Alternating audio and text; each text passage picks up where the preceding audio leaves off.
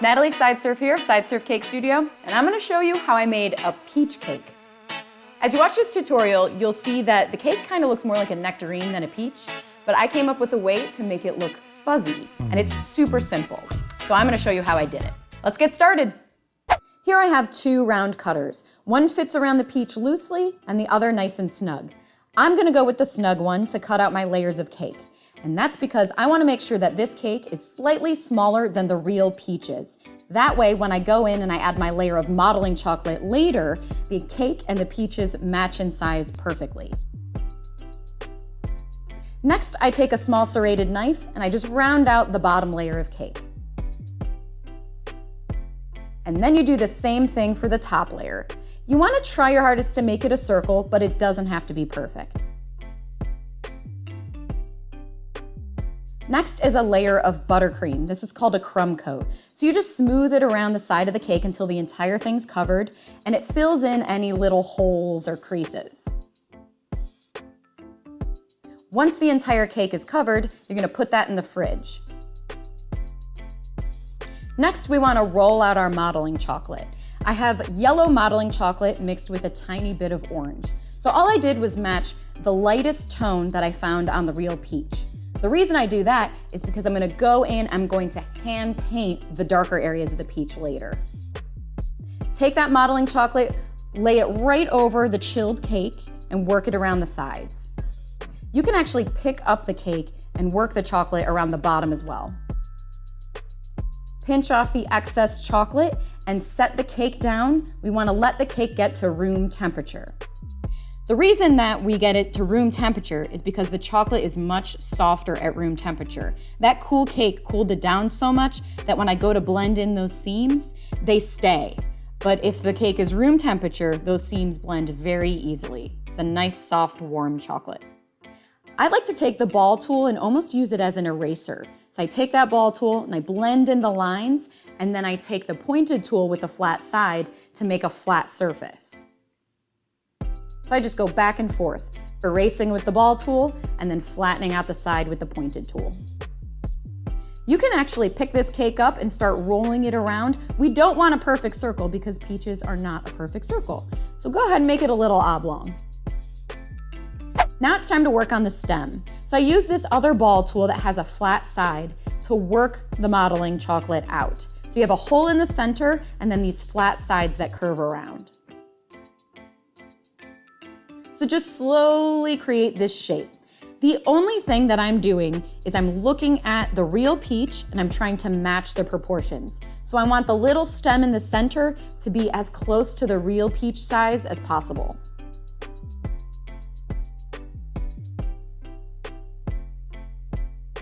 You can take a pointed tool to draw a line at the top. The peach does have a line that goes all the way from the stem to the back. Then take a tiny dot of modeling chocolate and that is your stem. Now it's time to paint. So I already have my yellow tones, so I'm going to start painting in these orange tones and then finally these red tones. Here I'm using gel food color mixed with alcohol. You can use either alcohol or extracts. They have to be clear, but the reason we're using alcohol instead of water is because we're painting on chocolate. So if you use water, the food color is gonna go and bead up, where if you use alcohol, it evaporates really quickly and the food color is nice and smooth. So I really wanted to replicate what I see in the real peach. You can see it almost has like these stretch marks.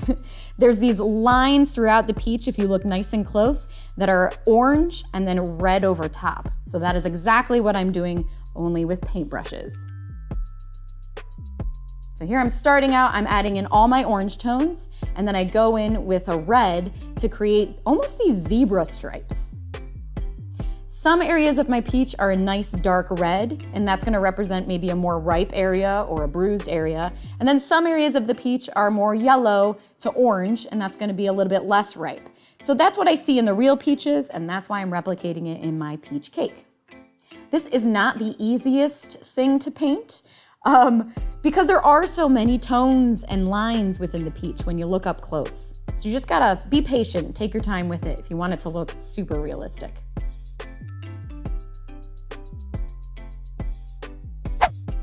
Next, to make the peach look fuzzy, I added white powdered food color with a soft, dry brush. It's crazy because I wasn't sure how I was gonna create this effect, but really this did the trick. You can see that the cake beforehand is super shiny, but the cake after adding that powdered food color is nice and soft looking. It looks fuzzy.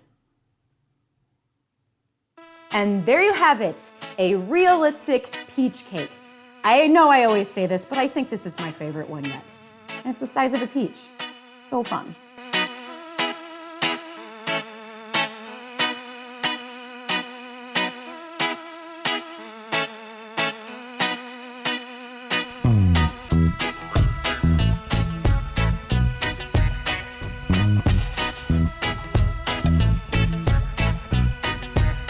If you like this video, you should subscribe to our channel because we put out a new video every Monday and we have all kinds of cakes. We've got realistic cakes, more food cakes.